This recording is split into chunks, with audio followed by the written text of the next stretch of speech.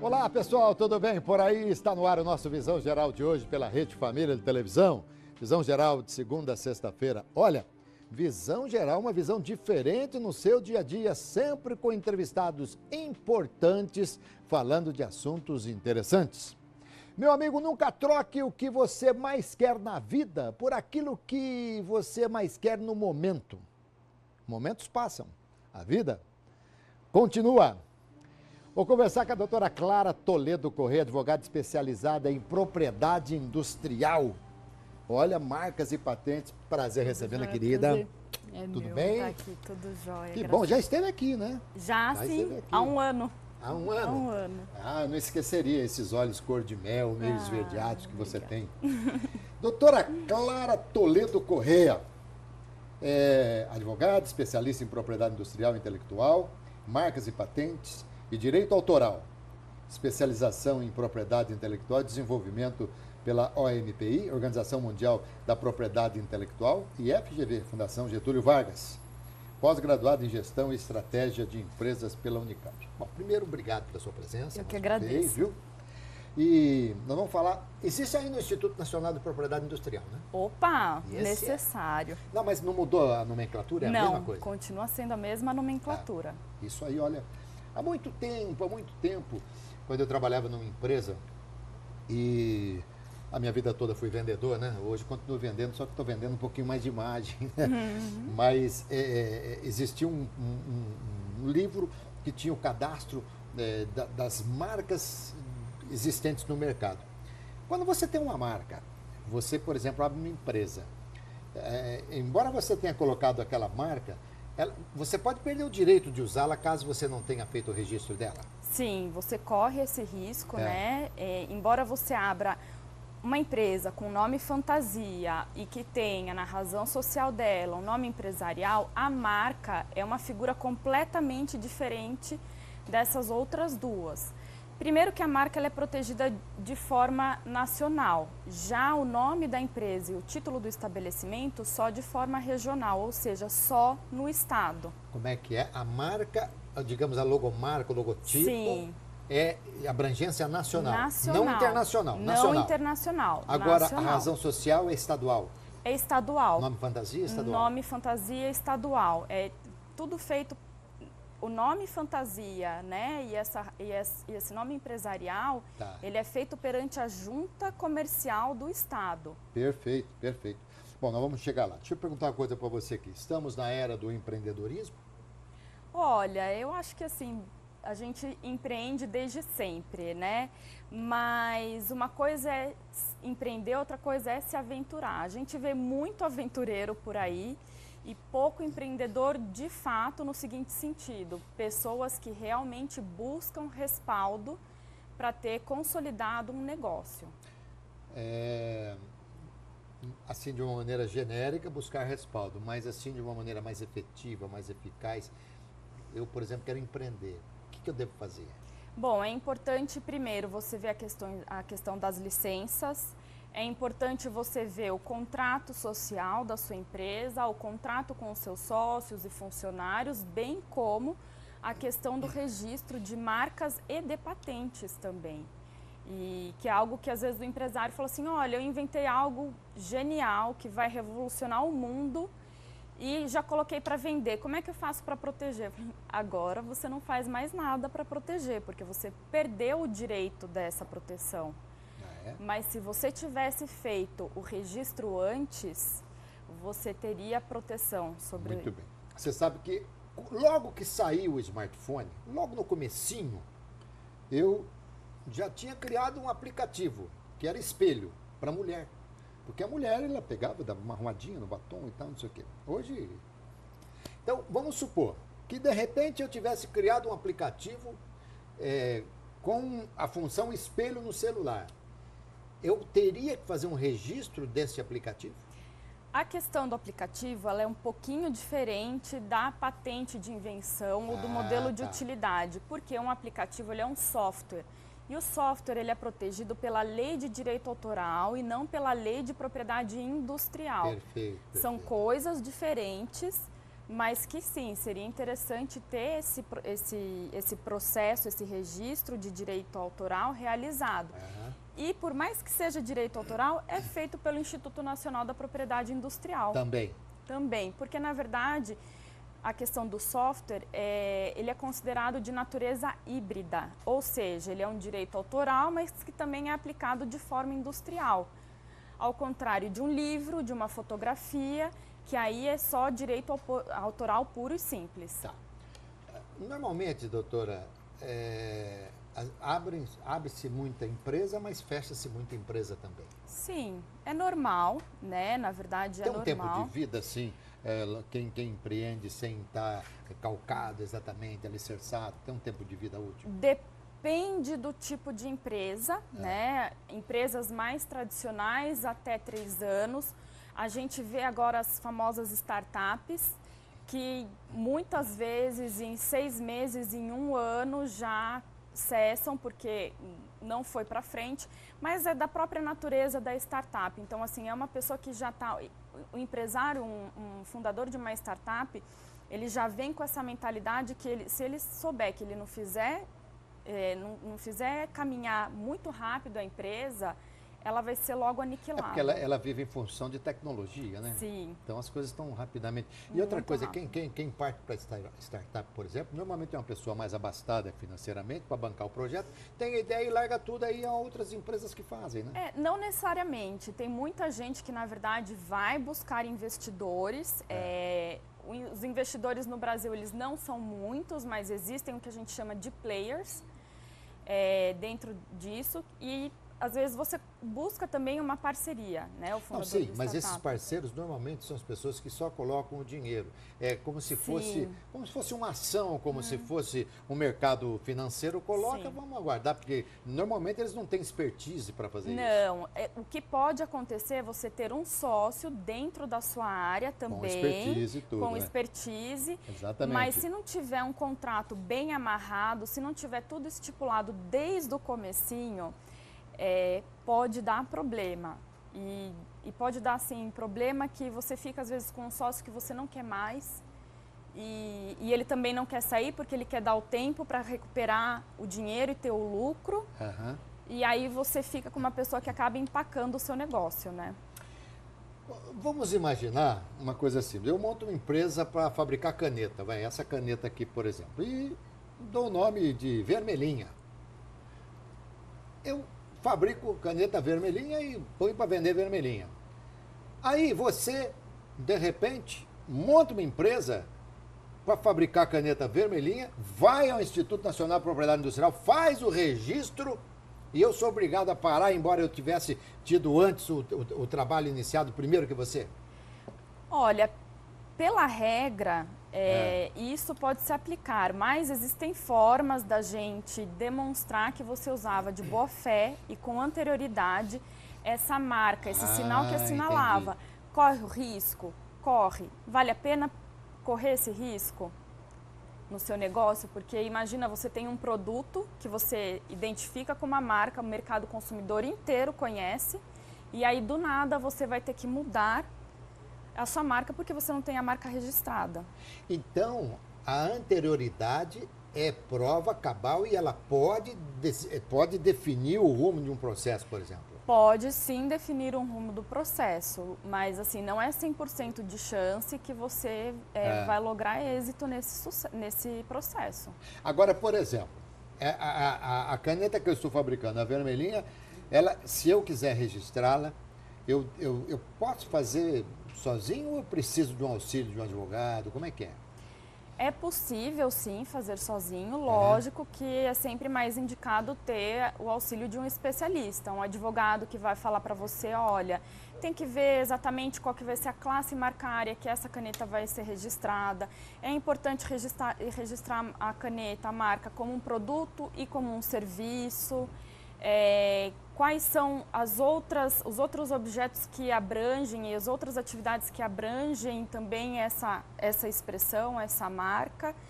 Porque a gente faz tudo de forma estratégica, né? Sempre pensando lá na frente.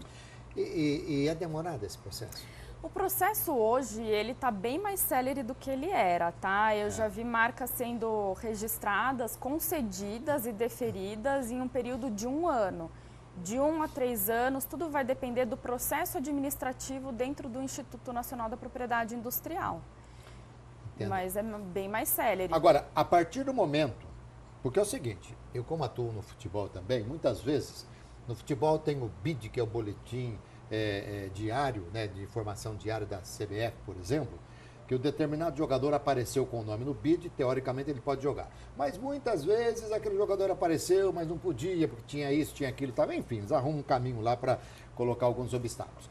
Se o INPI falar, a empresa do seu Alberto já está tudo regularizada, a caneta é vermelhinha, está pactuada e está registrada como vermelhinha. Acabou? Ou ainda... Não. Ih, já vi que é por isso que existem os advogados, né, doutor? Não acabou. Não acabou? Não acabou. Porque assim, a gente tem o processo administrativo, que é perante o INPI, e além disso a gente tem um prazo de até 5 anos para ingressar no Poder Judiciário, caso você queira anular o registro daquela marca. Aí você tem que entrar no Poder Judiciário uma ação um judicial. eventual concorrente, por exemplo? Sim. Quando você tem um concorrente, você pode sim ingressar. Na verdade, assim, tanto na Justiça Comum, na estadual, quanto na federal, você pode ingressar. Mas para pedidos diferentes. Um você vai pedir a indenização e o outro você vai pedir a nulidade da marca. E isso é um processo que rola anos. Pode rolar também, demorar muitos, muitos anos. Então, vamos imaginar hoje, por exemplo, uma marca, qualquer marca famosa aí, sei lá, não vou citar o nome, mas pega um refrigerante famoso aí. Já sei o que você pensou. Vamos, de repente, alguma empresa prova que usava essa marca antigamente e tal. E aí, todos esses anos em que a empresa faturou em cima daquela marca? Olha, as pessoas podem entrar em acordo, né? Existe uma rede de farmácias no estado de São Paulo que tinha um determinado nome e resolveu processar uma bem do interiorzinho, uma farmácia bem do interiorzinho, porque ela estava, teoricamente, reproduzindo de forma indevida aquela marca. Só que durante esse processo foi comprovado que essa farmácia do interior de São Paulo, ela utilizava essa marca há muitos anos antes do que essa rede grande. O que eles fizeram? Um acordo. A gente consegue viver de forma harmônica, a gente consegue viver sem atos de concorrência desleal? Conseguimos. Então, ok.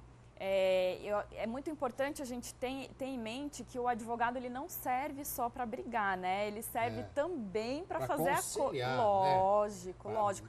Assim, brigar deve ser a última opção de um advogado. A gente consegue conversar e sempre ter acordos muito positivos para todas as partes. E o Brasil é um país de muitos problemas com respeito a registro de marcas e patentes?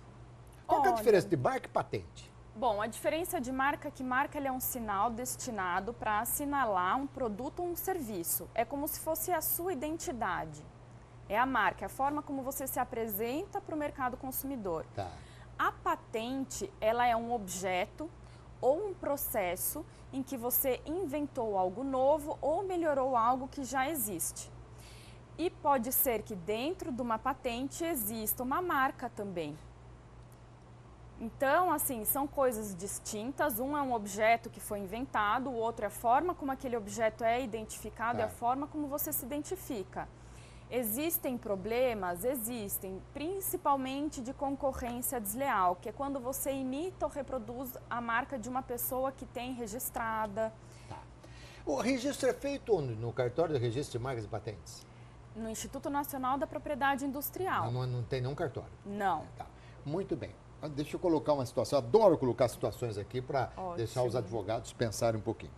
De repente alguém inventou alguma coisa, sei lá, um descascador de banana, pronto, de laranja, vai, banana é mais fácil, de laranja. Inventou um descascador de laranja. Foi, ao Instituto Nacional de Propriedade Industrial, registrou, disse como é que funciona e tal, e nunca mexeu com isso. Aí, alguém que ouviu, alguém que viu, ou sei lá, ou criou, houve a coincidência da criatividade, um descascador de laranja, colocou no mercado e tal. De repente fez sucesso. Se essa pessoa que só registrou e nunca usou entrar com um processo dizendo que a ideia é dele, como é que fica? É o seguinte, né? Na verdade, toda vez que você inventa algo e ingressa com pedido de registro, principalmente de uma patente, você tem que colocar ela no mercado. Ou seja, não adianta você só fazer o registro para guardar a patente para si. Tá. Né? Ela é uma propriedade e, assim como toda propriedade, segundo a Constituição Federal, ela tem que ter uma função social. Se você registra para guardar para si, ela não cumpre essa função social. E aí você perde, então, esse direito de propriedade dela. Na verdade, você só vai perder se alguém apontar lá, olha, ele não está utilizando, ele não utilizou por tanto tempo, cabe licença compulsória, que na verdade é como se você forçasse a pessoa a ceder a patente por um determinado momento ou durante o resto da vida. Agora, a patente ela tem prazo de validade. Ela pode durar de 15 a 20 anos e se ele não utilizou... Como nos remédios. Exato. Se ele não utilizou, ela vira domínio público, ou seja, é de todo mundo. Com os remédios acontece com os genéricos. Entendi. Mas interessante isso. E é caro, doutora, fazer o registro de uma determinada marca? Não é caro, a partir do momento que você também tem que pensar que a sua marca ela faz parte do patrimônio da sua empresa. Muitas vezes, a maioria das vezes, se a marca ela for trabalhada da forma correta pelo empresário, ela vale mais do que o patrimônio físico da empresa. Então, a gente vê marcas de mídias sociais, de aplicativos, que hoje eles valem muito mais do que o próprio local em que essa empresa está instalada. Tá. Há pouco eu te perguntei se o INPI der lá o veredito, tá patenteado e tal, essa coisa toda, se terminar, você disse que não, porque aí se alguém pode entrar. Agora, eu consegui patente e tal, depois de 5 anos, quanto tempo que precisa se passar para que de repente eu possa falar assim, ó, eu sou dono dessa marca e ninguém entra mais? São 5 anos, né, para você pedir a nulidade dessa marca. Depois disso, tem um ditado no direito que diz que o direito não socorre quem dorme. E aí, não tem como. Dá para você entrar com pedido, com um acordo, com algo assim, para ver como é que vai ser desenrolada essa questão. Dá, mas fala assim, você vai conseguir brigar e ter tudo só para você? Em 5 anos você ainda pode ter. Pode ter. Mas passados os 5 anos, não. Passado esses 5 anos, não. Para o registro daquela marca, né? Muito bom. Conversando aqui com a doutora Clara Toledo Corrêa, advogada especializada em propriedade industrial e intelectual. Na sequência, eu quero saber qual que é a diferença da propriedade industrial e qual em relação à intelectual. Já, tá bom? Aguarde instante só, um intervalo rapidinho, eu volto já.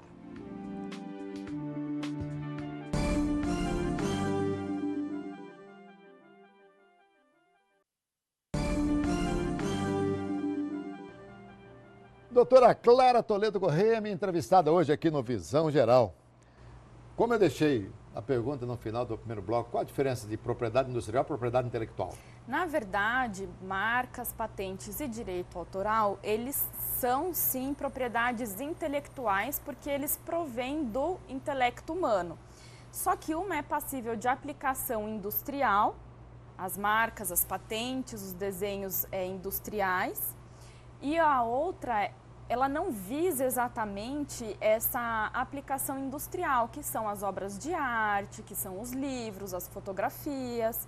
Então, essa que é a diferença. Eles fazem, é como se fosse gênero e espécie. Eles fazem parte do mesmo gênero, mas são espécies distintas. Então, são reguladas por leis diferentes também. Tá, e quando há um processo, é a justiça comum que julga mesmo, não tem nada especializado? Pode ser a justiça comum, sendo que existem, em alguns estados, não todos, varas especializadas no âmbito do direito empresarial, Ou então a Justiça Federal, que é o caso quando você vai pedir a nulidade de uma marca, por exemplo. Tá. Aí já é federal, a competência é distinta. Tá. De cabeça, assim, você lembra alguma marca famosa que deu muita briga na justiça, que de repente vocês usam até como jurisprudência ou como exemplo, alguma coisa assim? Lhe passa alguma coisa pela cabeça? Olha, existem algumas, tem várias jurisprudências que, na verdade, eles utilizam, né, a marca em si, como, por exemplo, fato e tato, falando que seria a reprodução, e Chico e Chicó, uma coisa assim, né?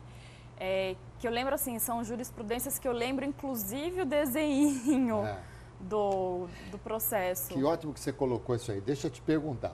Às vezes você tem uma marca famosa e entra uma outra marca no mercado com layout que induz você a se lembrar talvez da outra marca e tal. Isso, como é que vocês chamam no direito? O que é isso? Bom, ela pode ser ou uma imitação ideológica ou uma reprodução. A imitação, ela dá o ar de, mas não é tão descarado. A reprodução é como se eu colocasse assim, olha, você tem a sua marca Alberto. Tá. A outra pessoa colocou Alberto com 2 L's. Entendi. Aí é reprodução com acréscimo.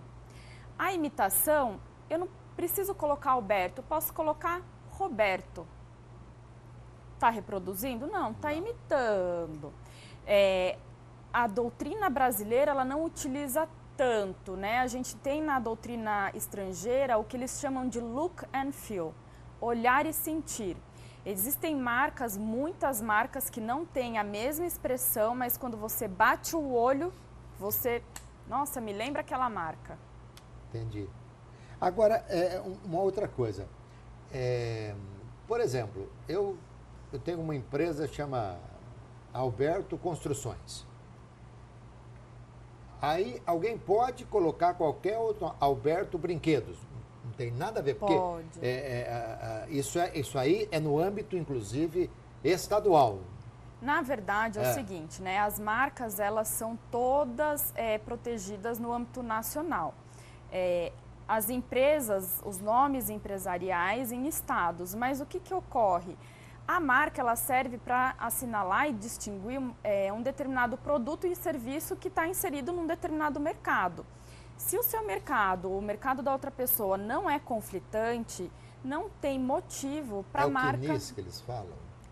É parecido, Tá. é parecido, é o KINAI, né? KINAI, desculpa, é que eu estou portuguesando. Mas tem o NICE da classificação marcária, então não está portuguesando, você só... Mudou um pouquinho. E aí, se você não concorre diretamente com a outra pessoa, não tem necessidade de você brigar por aquela marca nesse mercado. Porque uma coisa, ninguém vai confundir o serviço de construtora com um serviço de venda de brinquedos. Entendi. E quando você faz exatamente o contrário? Alberto Carros, eu coloco Alberto Bicicletas. Como você está lidando com um público específico e às vezes até especializado, são coisas que você não compra assim, eu bati o olho na prateleira, vou e levo. Você pesquisa antes. Verdade. Então, pode sim acontecer de ser concorrência, mas pode não acontecer. Então, tem que analisar muito bem o caso. Agora, doutor, há muitas empresas que resolvem fazer um aplicativo.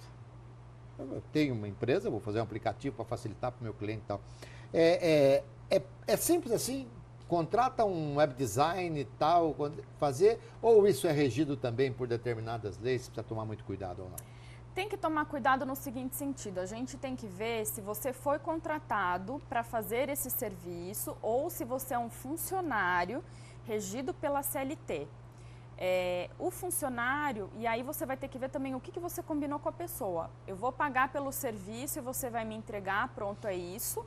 Você vai entrar como co-titular ou como um segundo titular, ou você vai pagar só o salário da pessoa, não vai pagar nada mais do que isso. Então, tem que analisar bem. Aí você tendo esses contratos já pré-estabelecidos, você vai ingressar com um pedido de registro daquele software. E aí tem a diferença do titular para o autor. Porque nem sempre quem fez aquele software é, digamos assim, o dono daquele software. Entendi. Eu me recordo, por exemplo, de abrir várias empresas. Aliás, abrir é tão fácil, né? Fechar é uma dificuldade. É, né? Olha, e tem um negócio assim, eu preciso um dia trazer aqui até um contabilista para falar. Você fecha uma empresa, tem documentos, você precisa guardar por 15 anos, 20 anos. Isso é um absurdo, né, doutora? Não é tão absurdo, mas é um negócio que eu realmente entendo. Acaba sendo... Tem que digitalizar tudo, pronto. Não, isso sim, tem que ser tudo digitalizado, a melhor coisa. Olha, eu vou te contar, eu tenho um quarto, eu não guardo só documento de empresa que eu já fechei, porque, né, de repente pede e tem que ter. Mas, então quando ia fazer uma abertura, tinha lá o nome da empresa, o contador falou assim, peraí que eu vou fazer uma busca. A hora que o contador fez a busca, deu que não tem nada, pode abrir. Pode abrir, mas aí é diferente, porque é o seguinte, quando você faz a busca, você vai fazer na junta. Quando a gente faz uma busca para registro de marca ou até registro de patente, é no INPI. E aí existem formas de se fazer esse tipo de busca. Doutora, muito obrigado mais uma vez, sempre muito gostoso falar contigo. E assunto extremamente interessante e importante. Falei com a doutora Clara Toledo Correia, advogada especializada em propriedade industrial e intelectual, tá bom? É isso aí, Visão Geral, sempre aqui na Rede Família, no horário que você está acostumado a acompanhar, tá bom? Obrigado, tchau pessoal.